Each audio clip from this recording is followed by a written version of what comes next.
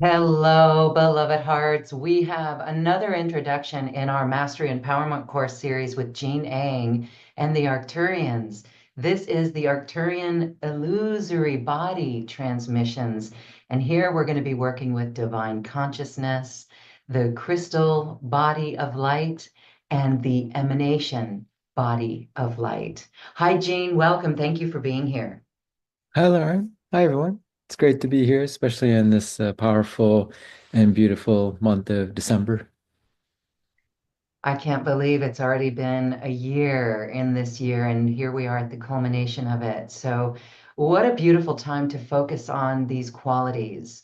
We've just gone through a year and an election in the US, and it's kind of tumultuous with the energies. There's all kinds of solar flares as well.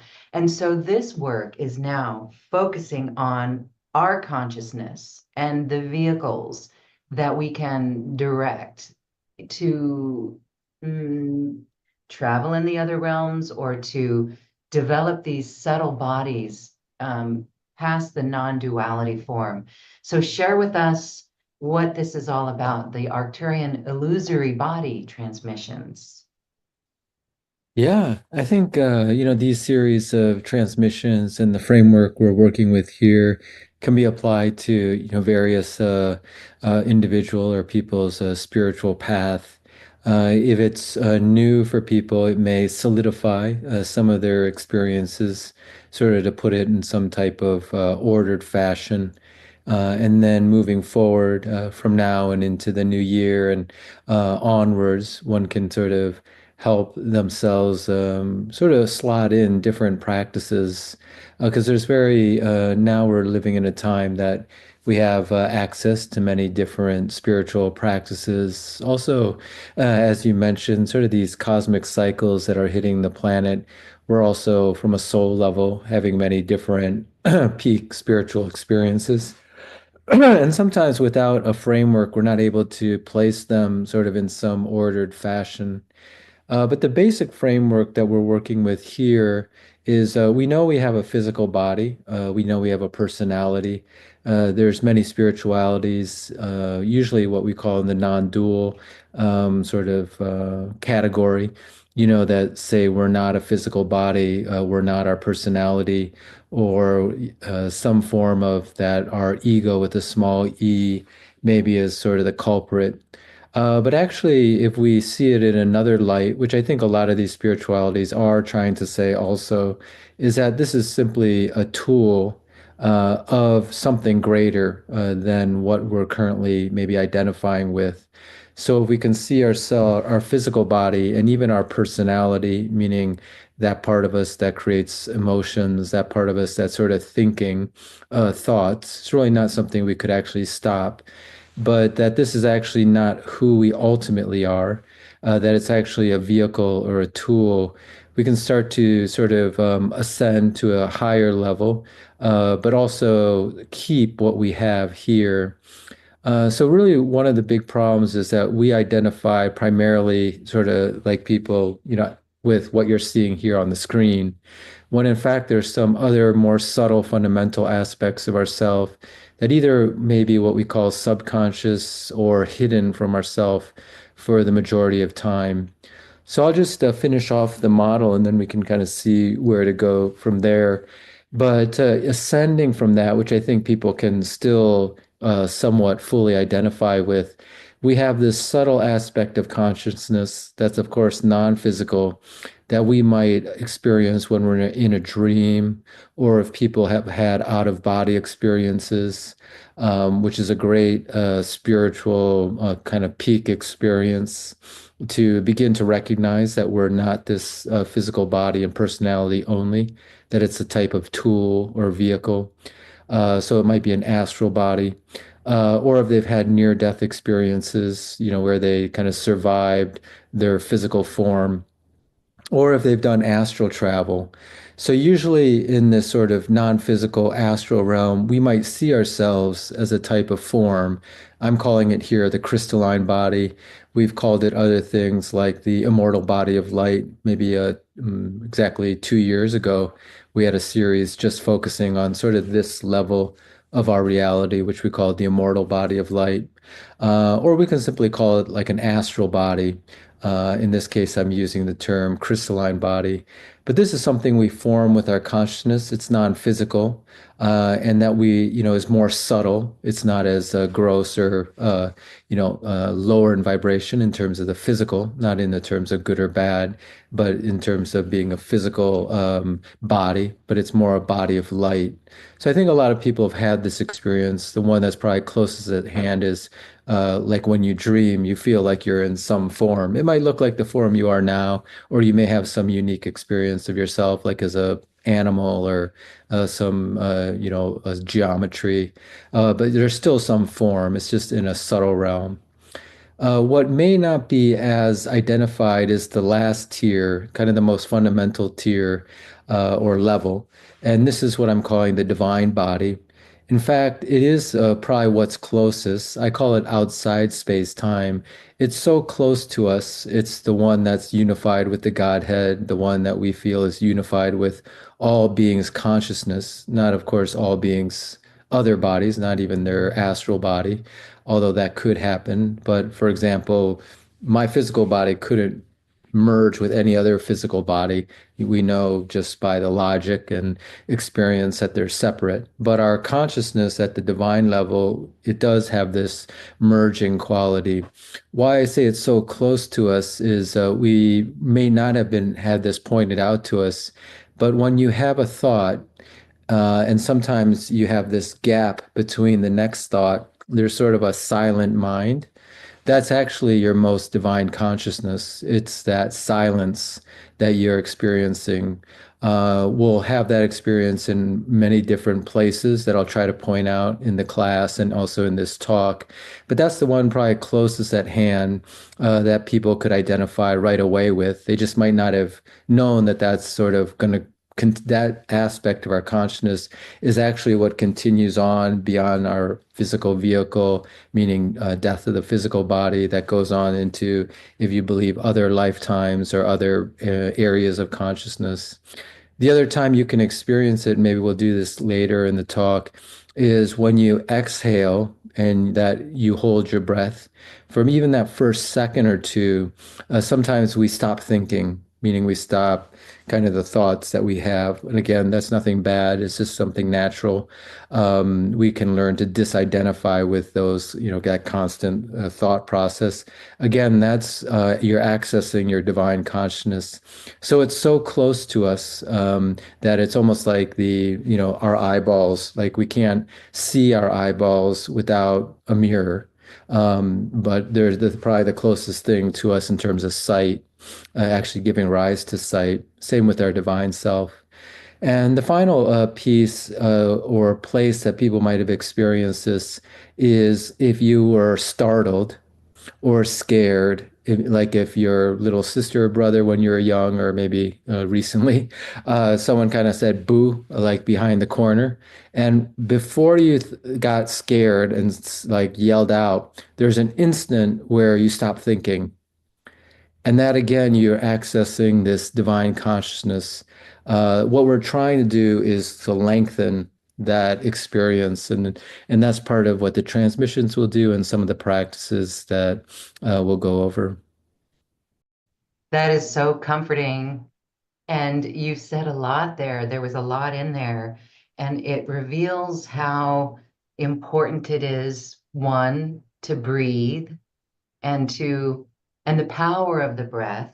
That would just seem so simple, but no wonder we get such comfort from that because as we do those breaths and hold it and then exhale it, we can feel that after just a few breaths, we are calmer. Our mind is calmer. And that's such a great self-soothing exercise in all counts.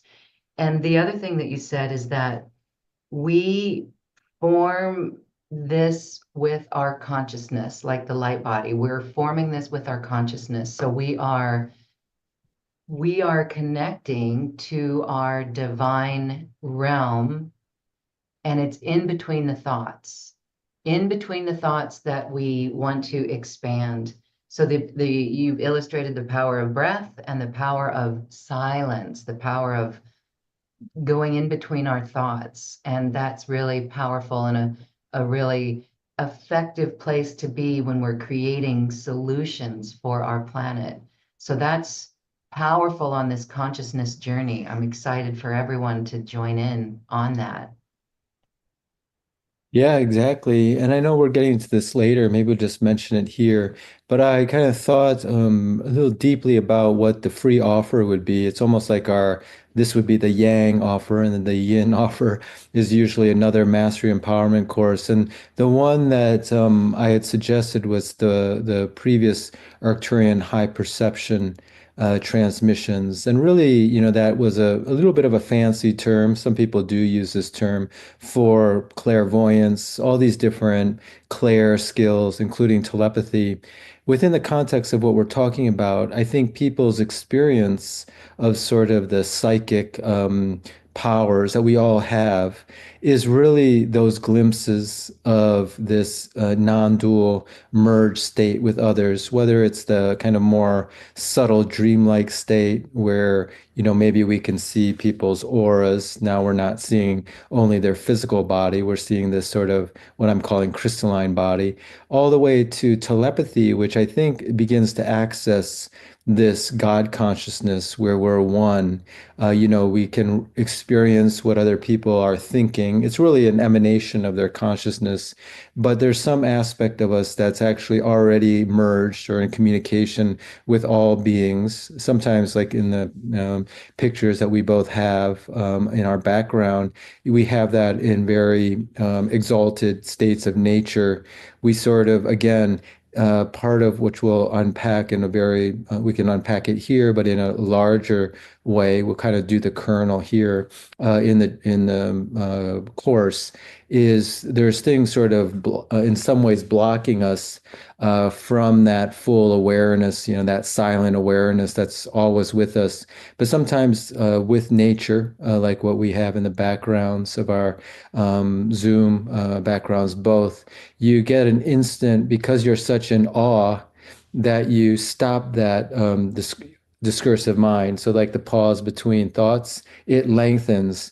And then you're in this huge flow of the divine that was always there. That's the whole point. It's not like your nature brought it to you. It was actually always there. Just that kind of big experience kind of pauses your mind enough so that you actually see what's always there, that divine aspect. So that's another way to place, like I mentioned, this framework can place our experience. Because I know clairvoyance, clairsentience may be a very interesting or also helpful topic for people who are listening or people who might want to do the course. And that might place those experiences in this sort of threefold model. Yes, it's interesting because right now we're doing a summit series on developing psionics, Oh, and this cool. is exactly part of that. So it's beautiful that the things that block us from our multidimensional awareness, these subtle bodies that we have, and our connection to the divine, is really our thoughts and our emotions. So becoming masters of the emotions and really becoming masters of our thoughts, because in other courses with you, we've seen how our thoughts could spiral us down into negative emotions or just bring up a bunch of emotions. So, how beautiful this is to go into the stillness even more, the silence even more, and to be at true peace with that. Because isn't it interesting, those that we run into or meet along our journey that say, oh, I can never turn off my mind. Wouldn't you say that that is absolutely essential to learn how to cultivate that stillness of mind? Because we won't be able to get to these psychic powers, the telepathy, the multidimensional awareness that we have if we're constantly thinking. Yeah, exactly. And I think there's ways to, like you mentioned, access this. I wanted to mention a couple of those ways. Of course, Yes. we'll talk about meditation. What that's doing is it's allowing us to at first observe like you said, this part of our mind. They sometimes call that the discursive mind. We may have heard it in sort of other, maybe pejorative sense, like called the monkey mind. But it, like I said, you can't really eliminate that. It may not really be a goal to actually go after to eliminate that part of us that's always almost self-commentating on things. But what you can do is when you start to observe that, you realize first to be the observer, there must be some part of it that's not that. So you're not those thoughts if you're observing it. That's kind of the witness consciousness that many people have heard about, that you try to cultivate in meditation. And then that sort of either kind of turns the volume down, so it's not stopping it, but you kind of stop listening to it. It's not in the foreground anymore. And I like that term. You could even use that in your meditation. This is the type of neuro-linguistic programming. They call it engineering, consciousness engineering technique. You could actually put like on your stereo, those circular volume controls, or even however you want to do it now with the buttons on your iPhone. But you kind of imagine that you're just going from seven, just to bring it down to two. You actually do that in your mind. You could actually do that with your, like I'm doing, imagining, and in your meditation. And actually, because it's a way to access your subconscious, you actually will tone your the chatter down just by kind of almost like physicalizing our subconscious with that technique.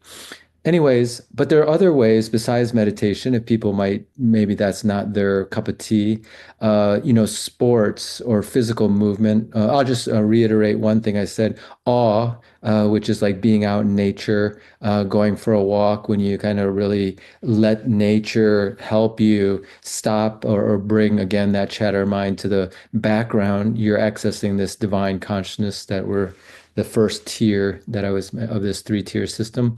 But a lot of people like movement. We're perhaps in the West at least, but it could be all over the world. Just depends on the person's personality. We're more a moving culture, predominantly. The meditation may have come a little bit like in the 60s to the West.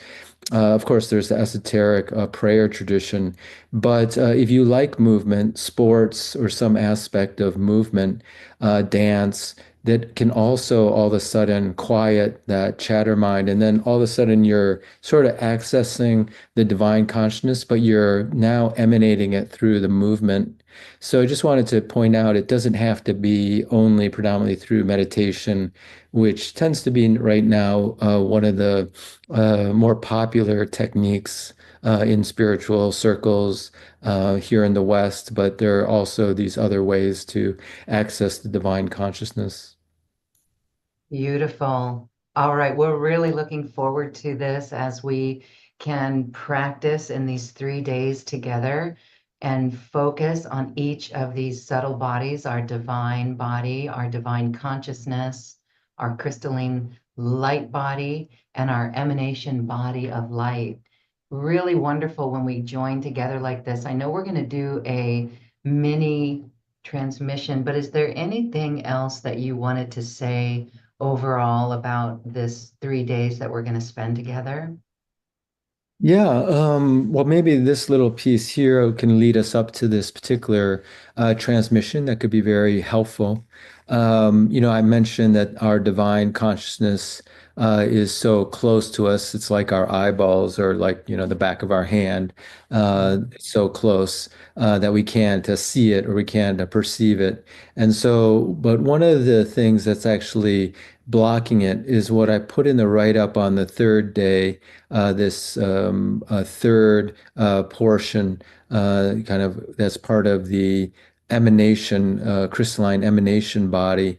And we have a very strong, one of the habits that we're not even aware of is that we tend to grasp onto a sense of self. So if you can think of this divine body as pure consciousness, it's like vast as the ocean. I may have used this analogy. I know I'm kind of taking it. I know Eric Pearl used this in his healing modality, reconnection, and other spiritualities use this idea. But the metaphor is if our consciousness is similar to the ocean, we tend to focus on like a thimble of that. Like we pull some water out of the ocean in a thimble, or you could think of at least maybe a teacup, but it could be as small as a thimble. And then we think we're that thimble. We think, if consciousness is water, we think we're that teacup. The teacup could be our physical body. The water in this analogy might be the consciousness because the vast ocean is this, pure primordial consciousness. And then we tend to, rather than identify with the ocean of consciousness, we tend to identify with the water in the thimble or the teacup and the teacup itself. And so this kind of analogy works, to the point of like exemplifying physical death. At physical death, the teacup will shatter, the thimble will dissolve, and then for a moment or for some amount of maybe we would call it time, but there's maybe no time in this dimension. The water in the thimble or teacup goes back into the vast ocean. So we, in a sense, we return back to God, or we return back to the full pure awareness that's always here with us now, like I mentioned in between thoughts. But we have one of the patterns, one of the habits that we're not aware of uh, consciously is we would rather come back into the thimble. We kind of want to have this eye, we kind of feel kind of scared when we're so vast. It would be like jumping out of an airplane with no parachute. This is another analogy that some spiritual teachers use. So the scary thing is that you don't have a parachute and you're just free falling. But the amazing good thing is there's no ground.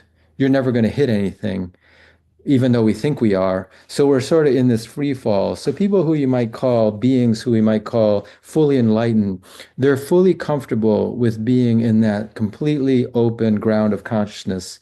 They don't sort of kind of grasp into themselves. And what's the beautiful paradox is if you find such a being in physical reality, they've were able to take a physical body, but they don't grasp onto it. They're still identified with the allness.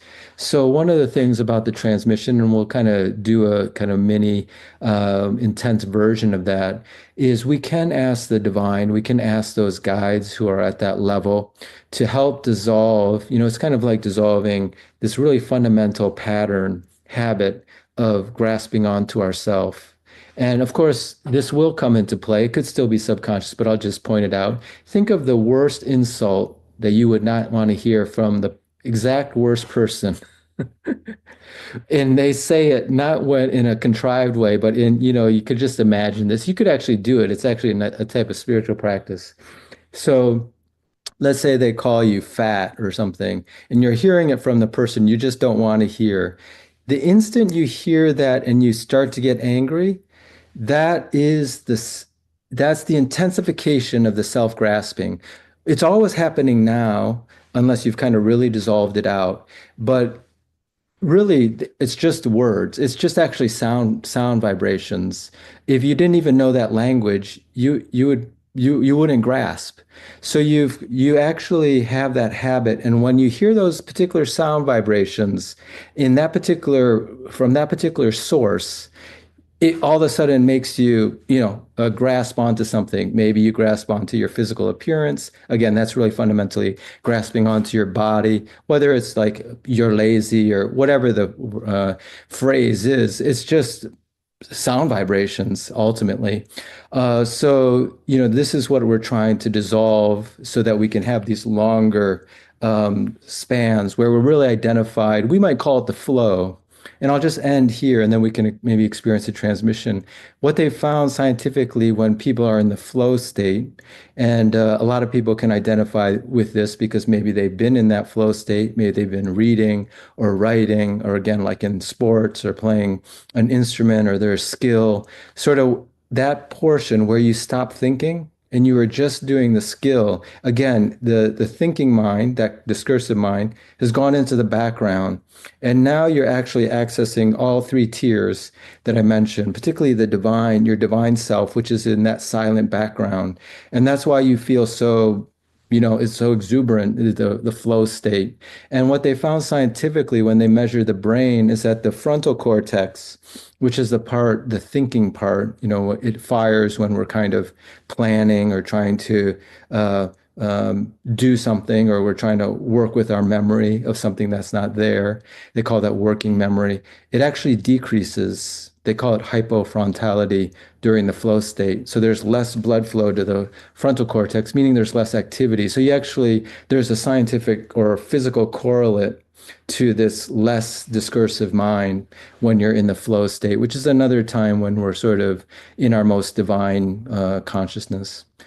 Um, yeah, so what this transmission will do here, and then I'll just pause to see if there was anything you wanted to unpack there, but is we're going to ask, the divine energies, our guides, the Arcturians, to help begin to dissolve this, this incessant, very subconscious self-grasping kind of, we want to be the thimble because it's safer, because we're just not used to that blown out full expansion, or maybe many people here are now, having really focused on themselves and their spiritual practice. But, we're just sort of kind of trying to slowly erase or dissolve that subtle self-grasping. And that's one of the most fundamental practices we can do on the spiritual path. Really fascinating, and it's very comforting to know that our divine consciousness is right here. And no wonder when we do just take a few moments to calm ourselves down, we're able to soothe ourselves, that we feel so much better in an instant. So that's a powerful reminder for all of us that no matter what situation we're dealing with, no matter how hectic it could get, this is so beautiful. We've got the tools. We've got the tools that our divine is here. Because sometimes we hear from people that they feel like their guides have left them or that they're all alone, but we're never all alone. And so perhaps if one perceives that their guides have left, maybe that's the guides backing off so that this awareness, this divine consciousness awareness, can come more to the forefront for the person to experience, like an inner knowingness that we're here and that we're okay. So that brings a lot of comfort. I hope everyone is finding comfort in that. Thank you. Yeah, well, we can do the transmission now. And one of the kind of practical techniques to maybe take away from this, our discussion here is, we do all experience challenging situations throughout the day. Maybe they're more challenging emotionally or mentally, physically or energetically, spiritually. Maybe we see something again, maybe someone says something to us, or we say something to someone else. And then the idea here is because the divine consciousness is there, the key phrase, the self-talk is just to let go. Mm. Other people might use the term, be in your heart, stay in your heart, or letting go. One practice is you can even bring your awareness to the center of your head and then drop it down into your heart center and just kind of tune into that, vast expanse. Because sometimes when you do that drop energetically from sort of the center of your head, which is more like the head chakras, down to the heart center, heart chakra, what happens is that you enter that non-dual witness awareness. So, and then, all that, whatever was getting you riled up or upset or emotionally charged, can sort of goes to the back, actually dissolves out. So that's one very practical technique, or if you want to use the term, the phrase let go, or you might find your own phrase for the same idea. All right, well, why don't we do the transmission so people can maybe get a deeper sense of the energies and also actually continue probably the process of releasing that self-grasping that's sort of blocking these three tiers from emanating fully in our life, sort of that divine body, crystalline body, and then finally the physical emanation body of light.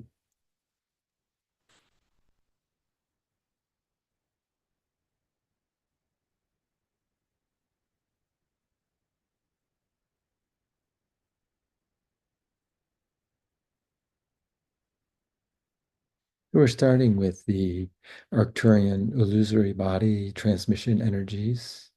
to help dissolve the self-grasping pattern.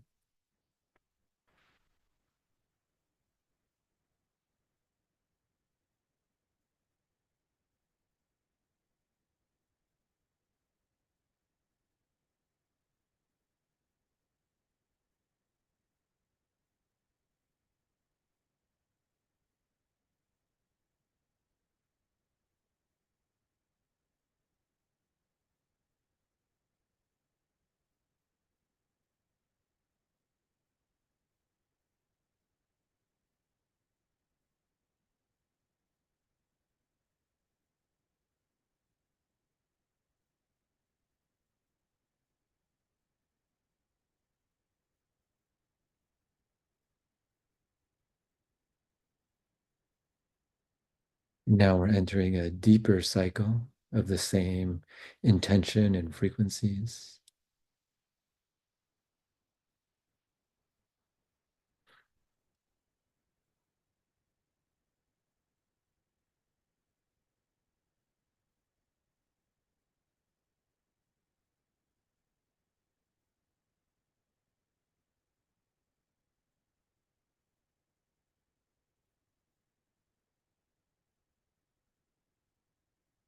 It's like we can lightly hold our awareness of the teacup or thimble.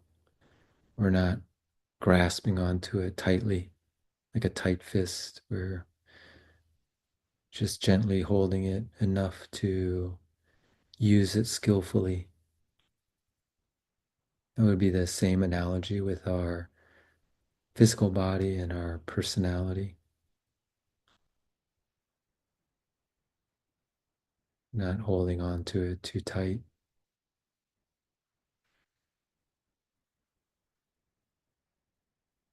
And then finally, we're entering a third deepening cycle. Maybe in the metaphor, we're now able to fully let go of the thimble or teacup. It's completely dissolved. We reunify completely with the allness, the oneness of the ocean, which is like the God consciousness, the oneness consciousness. It would be like returning home.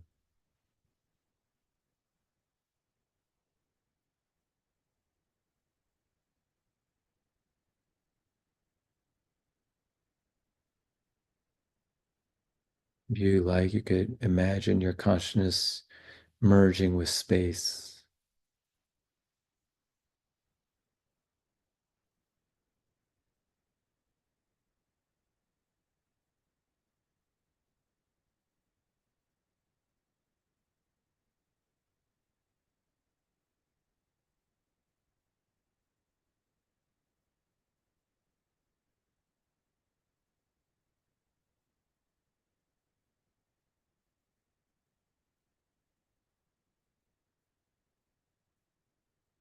And in this imaginative process, when we want to return back from that moment of oneness with God, oneness with all, we're going to reincarnate.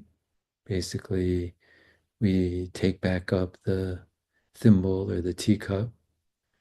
Again, not in a very hard, grasping way, but we get to show up in this physical world in our physical light body emanation. And then we can share things through this vehicle, knowing that it's ultimately not who we are, but is a useful tool for communication. You can come back fully to your physical body when you feel comfortable. You can open your eyes and snap your fingers.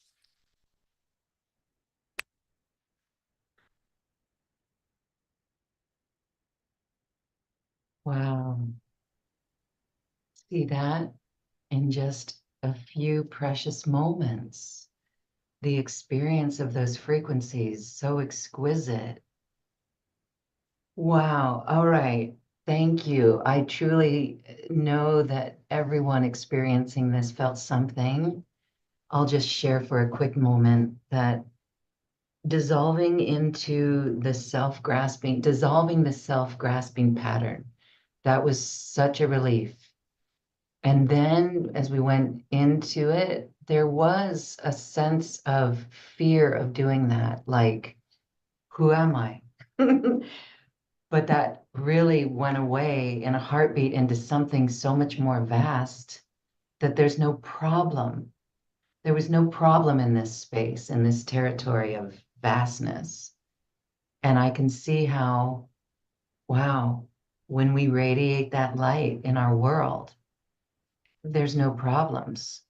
And now I'm seeing a world where more and more people get this, and that's a beautiful world. And so I honor everyone who's ready to take on this teaching and to experience it and to witness it in this way, because it's powerful and very effective. Thank you, Jean, from the Oh, yeah. Arcturians. Well, Wow. thanks, Lauren, for that great, feedback and description of your experience.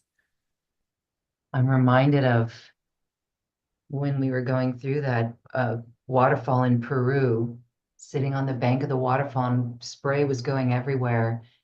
And I had that awe, that divine connection where maybe it was nature spirits, but I saw each drop as individuals, as humans. And as we sprang off the waterfall, that's like a lifetime, an incarnation where we think that we're individual, only to come back into the great vastness of that water, which eventually goes to the ocean. So, what a beautiful memory and a beautiful feeling and a beautiful tool to let go and really expand consciousness into this experience. We're really looking forward to this, and we invite everyone to register, check it out, sign up for this, join us. It's always a magical, high vibrational time together. And once you sign up, you're already in our sacred container. You'll probably notice changes in your sleep state or even begin new conscious awareness and other aspects of that. And you'll also be able to get an immediate download of the Arcturian high frequency perception transmissions. Again, these are all working on our psychic abilities, our clairs, our telepathy, seeing our aura, and all of that. So thank you, Jean, for this. Anything else you'd like to add? Oh no, I think you summarized it perfectly. And yeah, people can start to work with that free offering. It's quite extensive. Also, they'll be in the container, so they may have insights. And also, of course, we will outline how to work with the sleep and dream space, which people who've done this before have already done. So they'll be in that container already to receive insights also at night. Beautiful. All right, beautiful hearts. Thank you for receiving this mini transmission today. We're looking forward to joining you. Thank you, Jean. Thank you, everyone. Namaste. Namaste. Thanks.